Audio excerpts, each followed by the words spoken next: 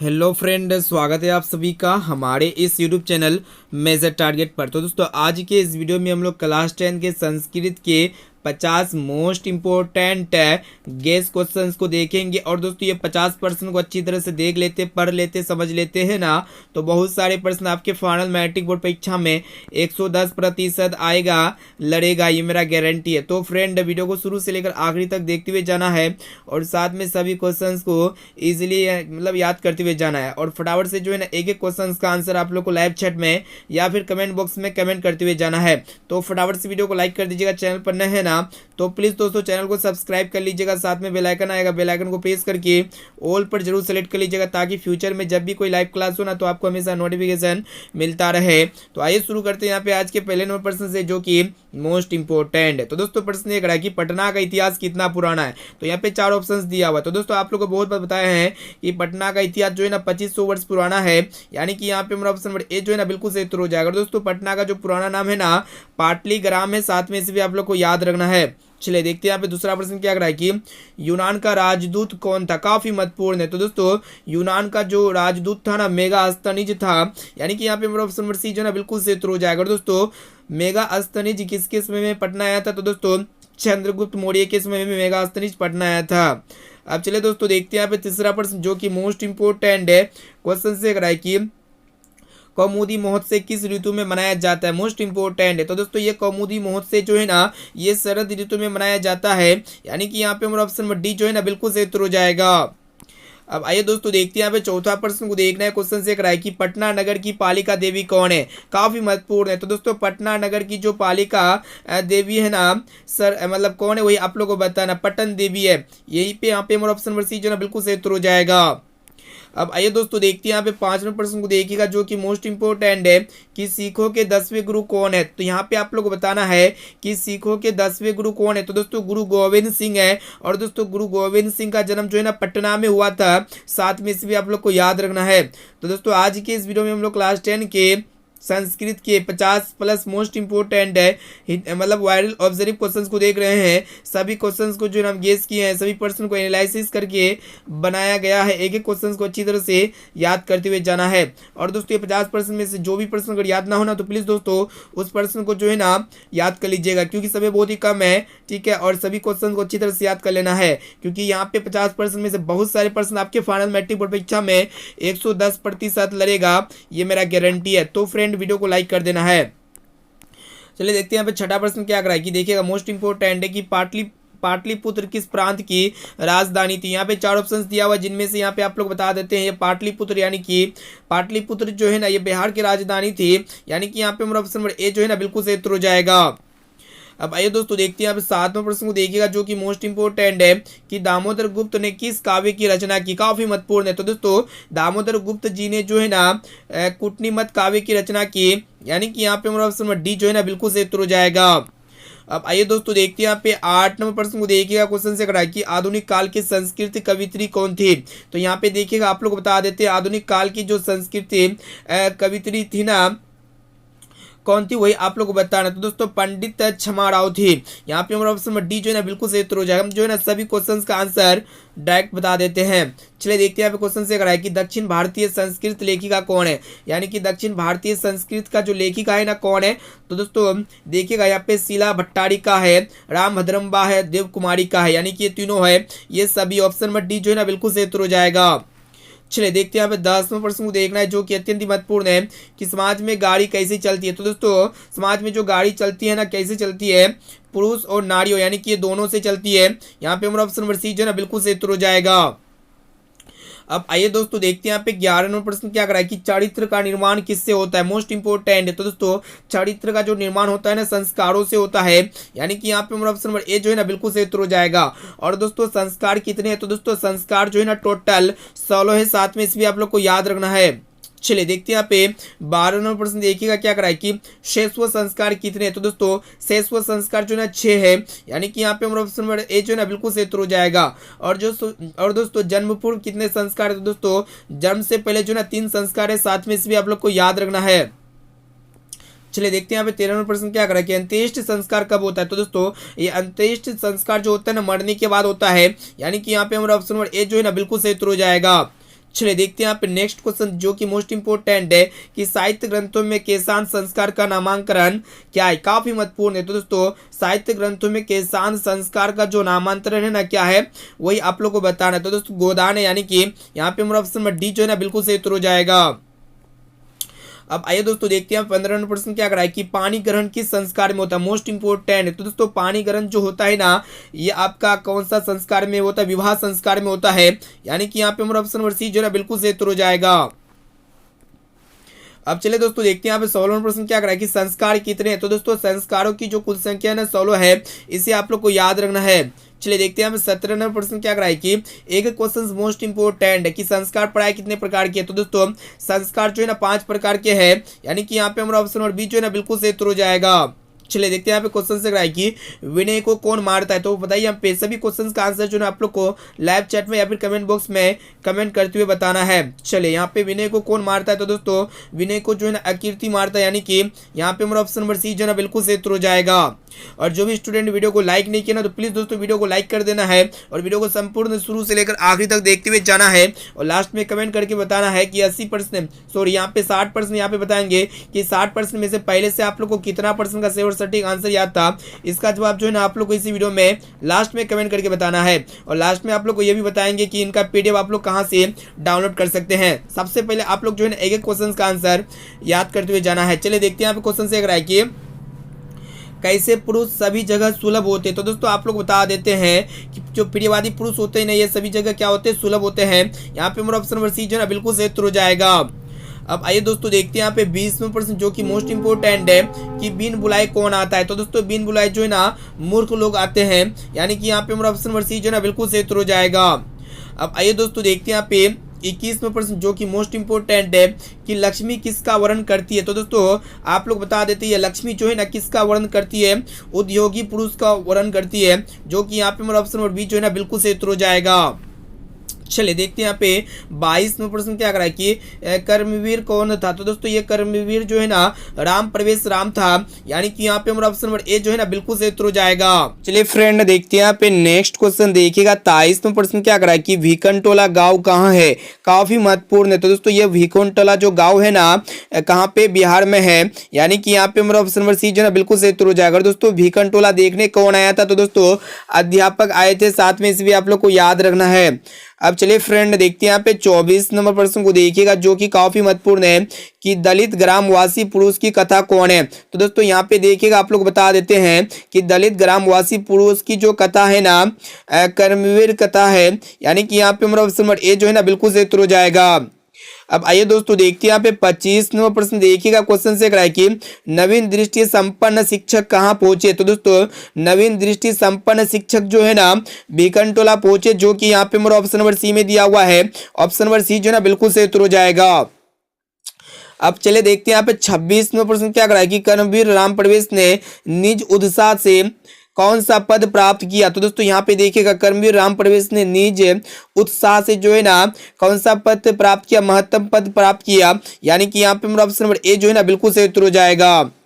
अब आइए दोस्तों देखते हैं यहाँ पे क्वेश्चन से कराए कि कर्मवीर कथा पाठ में किसकी कथा है। तो दोस्तों कर्मवीर कथा पाठ में जो है ना राम प्रवेश राम की कथा है, यानी कि यहाँ पे मेरा ऑप्शन नंबर ए जो है ना बिल्कुल सही उत्तर हो जाएगा। चलिए देखते हैं यहाँ पे क्वेश्चन से कराए कि वेणे किसका नाश करती है। तो दोस्तों वेणे जो है ना यह कीर्ति का नाश करती है, यानी कि यहाँ पे हमारा ऑप्शन नंबर डी में दिया हुआ Kirti, option number D correct answer हो जाएगा।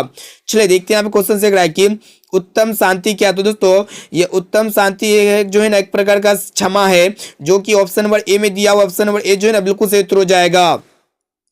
अब आइए दोस्तों देखते हैं यहाँ पे क्वेश्चन से कराएगी, काफी महत्वपूर्ण है कि आचार का हनन किससे होता है। तो दोस्तों आचार का जो हनन होता है ना क्रोध से होता है, जो कि यहाँ पे हमारा ऑप्शन नंबर डी जो है ना बिल्कुल सही उत्तर हो जाएगा।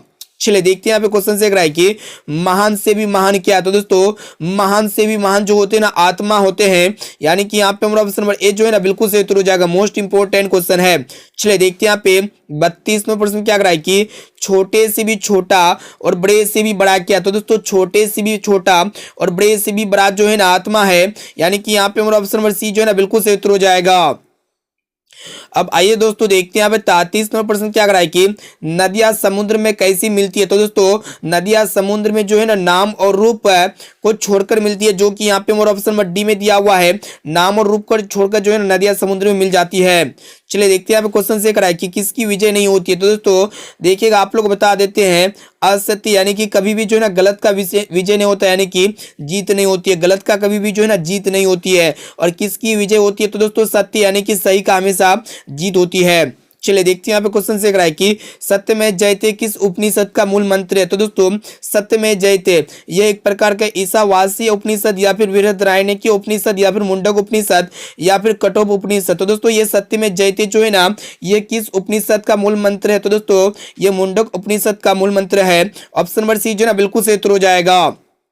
चलिए देखते हैं यहाँ पे क्वेश्चन से कराए कि हिरण्मय मत, यहाँ पे देखिएगा कि हिरण्मय पात्र दृष्टि यह मंत्र किस उपनिषद से उद्धृत है। तो दोस्तों हिरण्मय पात्र यह दृष्टि जो है ना ये किस मंत्र से संकलित है? तो दोस्तों ये ईसावास्य उपनिषद से लिया गया है।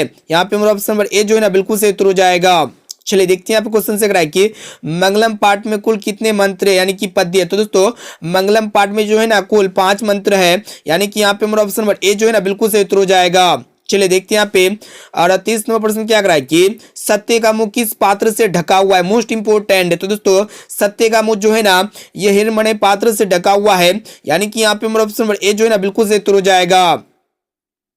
अब आइए दोस्तों देखते हैं यहाँ पे क्वेश्चन से कराए कि आलस कथा पाठ के रचयिता कौन है। तो दोस्तों आलस कथा पाठ के जो रचयिता है ना विद्यापति है, जो कि यहाँ पे हमारा ऑप्शन नंबर ए जो है ना बिल्कुल सही उत्तर हो जाएगा। चलिए देखते हैं यहाँ पे क्वेश्चन जो कि मोस्ट इंपोर्टेंट है कि मैथिली भाषा के कवि कौन है। तो दोस्तों मैथिली भाषा के जो कवि है ना विद्यापति है, जो कि यहाँ पे हमारा ऑप्शन नंबर बी जो है ना बिल्कुल सही उत्तर हो जाएगा। तो दोस्तों यहाँ पे हम लोग क्लास 10 के संस्कृत के मोस्ट इंपोर्टेंट गेस क्वेश्चंस को बता रहे हैं, जो 60 ऑब्जर्व क्वेश्चंस को संस्कृत के सिलेक्ट किए हैं। ये 60 प्रश्न में से बहुत सारे प्रश्न आपके फाइनल मैट्रिक बोर्ड परीक्षा में 110% लड़ेगा। एक एक क्वेश्चन को अच्छी तरह से याद करते हुए जाना है। और दोस्तों ये 60 प्रश्न में से अगर आपको जो भी प्रश्न अगर याद ना होना तो आप लोग को लास्ट में बताएंगे कि इसका पीडीएफ आप लोग विद आंसर के साथ कहां से डाउनलोड कर पाइएगा। तो जब तक आप लोग वीडियो को शुरू से लेकर आखिरी तक कंसंट्रेट होके देखते हुए जाना है। और दोस्तों जो भी स्टूडेंट अभी तक चैनल को सब्सक्राइब नहीं किए ना तो प्लीज दोस्तों हमारे चैनल को सब्सक्राइब कर लीजिएगा और बेल आइकन आएगा, बेल आइकन को प्रेस करके ऑल पर सेलेक्ट कर लीजिएगा। और दोस्तों वीडियो को अभी तक लाइक नहीं किया ना तो प्लीज दोस्तों फटाफट से वीडियो को लाइक भी कर लीजिएगा। चलिए देखते हैं यहाँ पे क्वेश्चन से कराए कि वास्तविक आलसियों की संख्या कितनी थी? मोस्ट इंपोर्टेंट है। तो दोस्तों वास्तविक आलसी यानी कि जो सही में जो सच में आलसी थे ना, वास्तविक आलसियों की संख्या 4 थी, जो कि यहाँ पे हमारा ऑप्शन नंबर सी जो है ना बिल्कुल सही उत्तर हो जाएगा। और दोस्तों आलसियों को कैसे निकाला गया बाहर? तो दोस्तों आलसियों को जो है ना केस पकड़ करके बाहर निकाला गया। और दोस्तों आलसियों की परीक्षा मतलब लेने के लिए जो है ना उस क्या किया गया था कि आग लगाया गया था, और जिनमें से जो सच में आलसी थे ना वो नहीं भागे। ठीक है, चलिए देखते हैं यहाँ पे क्वेश्चन से कराए कि काफी महत्वपूर्ण है कि सबसे बड़ा शत्रु कौन है। तो दोस्तों सबसे बड़ा जो शत्रु यानी कि जो दुश्मन होता है, सबसे बड़ा दुश्मन कौन होता है? क्षमा या फिर आलस्य या फिर क्रोध या फिर लोभ। तो दोस्तों यहाँ पे देखिएगा सबसे बड़ा जो शत्रु यानी कि जो दुश्मन है ना आपका क्या है? आलस्य है, यानी कि आलस। आलस क्या है कि ये सबसे बड़ा दुश्मन है। यहाँ पे मेरा ऑप्शन और बी जो है ना बिल्कुल सही उत्तर हो जाएगा। अब चलिए दोस्तों देखते हैं यहाँ पे क्वेश्चन से कराए कि याज्ञवल्क्य अपनी यहाँ पे देखिएगा कि याज्ञवल्क्य अपनी मैत्रियों को किसकी शिक्षा देते हैं? भारतीय संस्कार की या फिर न्याय योग की या फिर आत्म तत्व की या फिर सांख्य की। तो दोस्तों याज्ञवल्क्य अपनी पत्नी मैत्रिय को किसकी शिक्षा देते हैं? तो दोस्तों यहाँ पे देखिएगा किसकी शिक्षा देते हैं? भारतीय संस्कार की शिक्षा देते हैं, जो कि यहाँ पे मेरा ऑप्शन नंबर ए जो है ना बिल्कुल सही उत्तर हो जाएगा। चलिए देखते हैं यहाँ पे क्वेश्चन जो है ना बहुत ही महत्वपूर्ण है। तो दोस्तों प्रश्न को देखना है क्या कराए कि विजय भट्टारिका किसकी पत्नी थी? तो दोस्तों ये विजय भट्टारिका जो है ना कि चंद्रद्वितीय की पत्नी थी, यानी कि यहाँ पे मेरा ऑप्शन नंबर ए जो है ना बिल्कुल सही उत्तर हो जाएगा। और इससे पहले वाले प्रश्न हम जो आप लोग को बताए कि क्या पता है कि आगे वाले अपनी पत्नी मैत्रियों को किसकी शिक्षा देते हैं? तो दोस्तों आत्म तत्वों की शिक्षा देते हैं। ठीक है, भारतीय संस्कार नहीं होगा बल्कि आत्म तत्व होगा। यहाँ पे जो है हमसे मिस्टेक हो गया है, option number C correct answer हो जाएगा। चलिए देखते हैं यहाँ पे क्वेश्चन से कराए कि पंडित छमाराव द्वारा रचित सत्याग्रह गीता किसके दर्शन के द्वारा प्रभावित है? तो यहाँ पे देखिएगा, बता देते हैं पंडित छमाराव द्वारा रचित सत्याग्रह गीता किसके द्वारा दर्शन मतलब किसके दर्शन के द्वारा प्रभावित है? तो दोस्तों महात्मा गांधी जी के द्वारा प्रभावित है। ऑप्शन नंबर ए जो है ना बिल्कुल सही उत्तर हो जाएगा। चलिए देखते हैं यहाँ पे क्वेश्चन से कि गंगा देवी का समय क्या है? तो दोस्तों गंगा देवी का जो समय है ना 8वीं सदी है, जो कि यहाँ पे हमारा ऑप्शन नंबर बी जो है ना बिल्कुल सही उत्तर हो जाएगा। चलिए देखते हैं यहाँ पे क्वेश्चन से कि याज्ञवल्क्य की पत्नी कौन थी? तो दोस्तों याज्ञवल्क्य की जो पत्नी थी ना मैत्रेय थी, यानी कि यहाँ पे हमारा ऑप्शन नंबर ए जो है ना बिल्कुल सही उत्तर हो जाएगा। चलिए देखते हैं यहाँ पे क्वेश्चन से कि सर्व शुक्ला सरस्वती किसने कहा है? तो दोस्तों सर्व शुक्ला सरस्वती जो कहा है ना किसने कहा है? तो दोस्तों दंडी ने कहा है, जो कि यहाँ पे हमारा ऑप्शन नंबर डी जो है ना बिल्कुल सही उत्तर हो जाएगा। चलिए देखते हैं यहाँ पे क्वेश्चन से कि किसके गीत देवता भी गाते हैं? तो दोस्तों आप लोग बता देते हैं भारतवर्ष के गीत जो है ना देवता भी गाते हैं, जो कि यहाँ पे हमारा ऑप्शन नंबर ए जो है ना बिल्कुल सही उत्तर हो जाएगा। अब आइए दोस्तों देखते हैं यहाँ पे क्वेश्चन जो कि मोस्ट इंपोर्टेंट है कि भारत की शोभा से कौन प्रश्न होते हैं यानी कि खुश होते हैं? ईश्वर या फिर दैत्य या फिर आलसी या फिर क्रोधी? तो दोस्तों भारत की शोभा से जो ना कौन प्रश्न होते हैं? तो दोस्तों ईश्वर यानी कि परमात्मा क्या होते हैं कि प्रश्न होते हैं यानी कि खुश होते हैं। चलिए देखते हैं यहाँ पे क्वेश्चन से कि किस देश में देवता बार बार जन्म लेना चाहते हैं? तो दोस्तों अपना देश भारत में जो ना देवता बार बार जन्म लेना चाहते हैं। अब आइए दोस्तों देखते हैं यहाँ पे क्वेश्चन से कि किसकी महिमा सर्वत्र गाई जाती है? तो दोस्तों यहाँ पे देखिए किसकी महिमा सर्वत्र गाई जाती है? तो दोस्तों यहाँ पे जो है ना भारत की महिमा सर्वत्र गाई जाती है। Option number C correct answer हो जाएगा। देखिएगा दोस्तों क्वेश्चन से कि भारत महिमा पाठ के द्वितीय श्लोक किस पुराण से संकलित है? विष्णु पुराण से या फिर भागवत पुराण से या फिर पद्म पुराण से या फिर वायु पुराण से? तो दोस्तों यहाँ पे देखिएगा, आप लोग बता देते हैं भारत महिमा जो पाठ है ना इसके मतलब द्वितीय श्लोक में किस पुराण से संकलित है? तो दोस्तों ये जो है ना भगवत पुराण से संकलित है, यानी कि यहाँ पे हमारा ऑप्शन नंबर बी जो है ना बिल्कुल सही उत्तर हो जाएगा। अब आइए दोस्तों देखते हैं यहाँ पे 54वां प्रश्न क्या करा कि प्राचीन काल में शिष्य को क्या कहा जाता था? तो दोस्तों छात्र या फिर ब्रह्मचारी या फिर धनुधारी या फिर अंतेवासी? तो दोस्तों प्राचीन काल में शिष्यों को जो है ना ब्रह्मचारी कहा जाता था, यानी कि यहाँ पे हमारा ऑप्शन नंबर बी जो है ना बिल्कुल सही उत्तर हो जाएगा। अब आइए दोस्तों देखते हैं यहाँ पे क्वेश्चन से कि प्राचीन संस्कृति की पहचान किससे होती है? धर्मों से या फिर संस्कारों से या फिर कर्मों से या फिर धन से? तो दोस्तों प्राचीन संस्कृति की जो पहचान होती है ना संस्कारों से होती है। ऑप्शन नंबर बी जो है ना बिल्कुल सही उत्तर हो जाएगा। चलिए देखते हैं यहाँ पे क्वेश्चन से कि मोस्ट इंपोर्टेंट है कि जन्म पूर्व कितने संस्कार है, यानी कि जन्म से पहले कितने संस्कार है? तो दोस्तों जन्म से पहले जो है ना 3 संस्कार है, जो कि यहाँ पे हमारा ऑप्शन नंबर सी जो है ना बिल्कुल सही उत्तर हो जाएगा। अब चलिए दोस्तों देखते हैं यहाँ पे क्वेश्चन से कि मनुष्य गृहस्थ जीवन में कब प्रवेश करता है? तो दोस्तों मनुष्य गृहस्थ जीवन में जो है ना विवाह संस्कार के बाद ही प्रवेश करता है, विवाह संस्कार के साथ ही प्रवेश करता है, जो कि यहाँ पे हमारा ऑप्शन नंबर डी में दिया हुआ है विवाह संस्कार के साथ ही। चलिए देखते हैं यहाँ पे क्वेश्चन से कि अपनी उन्नति चाहने वाले को कितने दोषों को त्याग देना चाहिए? तो दोस्तों अपनी उन्नति चाहने वाले को जो है ना जो अपना उन्नति चाहने वाले लोगों को मतलब अपने उन्नति चाहने वालों को कितने दोषों को त्याग देना चाहिए? तो दोस्तों 6 दोषों को त्याग देना चाहिए। यहाँ पे 200 है, ठीक है, दोस्त नहीं है, 200। यहाँ पे हमारा ऑप्शन नंबर बी जो है ना बिल्कुल सही उत्तर हो जाएगा। अब चले दोस्तों देखते हैं यहाँ पे क्वेश्चन से कि मोस्ट इंपोर्टेंट है कि रूस की रक्षा किससे होती है? तो दोस्तों रूप की रक्षा किससे होती है? तो दोस्तों रूप की जो रक्षा होती है ना सत्य से होती है, जो कि यहाँ पे हमारा ऑप्शन नंबर ए जो है ना बिल्कुल सही उत्तर हो जाएगा। अब आइए दोस्तों देखते हैं यहाँ पे आज का लास्ट और अंतिम प्रश्न है, जो कि मोस्ट इंपोर्टेंट है। तो दोस्तों प्रश्न एक रहा है कि नीति श्लोक का पाठ किस ग्रंथ से संकलित है? तो दोस्तों नीति श्लोक का पाठ जो है ना ये विदुर नीति से संकलित है, जो कि यहाँ पे हमारा ऑप्शन नंबर ए जो है ना बिल्कुल सही उत्तर हो जाएगा। तो दोस्तों यहाँ पे हम लोग फाइनली क्लास 10 के संस्कृत के most important 60 guess observe question को बता चुके हैं, जो 60 प्रश्न में से बहुत सारे प्रश्न आपके फाइनल मैट्रिक बोर्ड परीक्षा में 110% लड़ेगा। और दोस्तों जो भी स्टूडेंट इस बार फाइनल मैट्रिक बोर्ड परीक्षा देने वाले हैं ना, तो इस वीडियो को अपने दोस्तों में ज़्यादा से ज़्यादा शेयर कीजिएगा। जितना भी आपका व्हाट्सएप ग्रुप, फेसबुक ग्रुप, जितने भी सोशल मीडिया प्लेटफॉर्म है ना, जितने भी सोशल मीडिया प्लेटफॉर्म के माध्यम से वीडियो को शेयर कर सकते हैं, चारों तरफ इस वीडियो को फैला दीजिए, ताकि सभी स्टूडेंट स्टूडेंट जो है ना बोर्ड परीक्षा में काफ़ी अच्छे मार्क्स 480 प्लस मार्क्स से पास आउट हो सके। तो दोस्तों फिर मिलते हैं जल्दी अगले वीडियो पे। वीडियो को लाइक नहीं किया ना तो प्लीज़ दोस्तों वीडियो को लाइक कर दीजिएगा। चैनल पर नए हैं ना तो प्लीज़ दोस्तों चैनल को सब्सक्राइब करके बेल आइकन को प्रेस करके ऑल पर जरूर सेलेक्ट कर लीजिएगा। तो दोस्तों फिर मिलते हैं जल्दी अगले वीडियो पे। जय हिंद।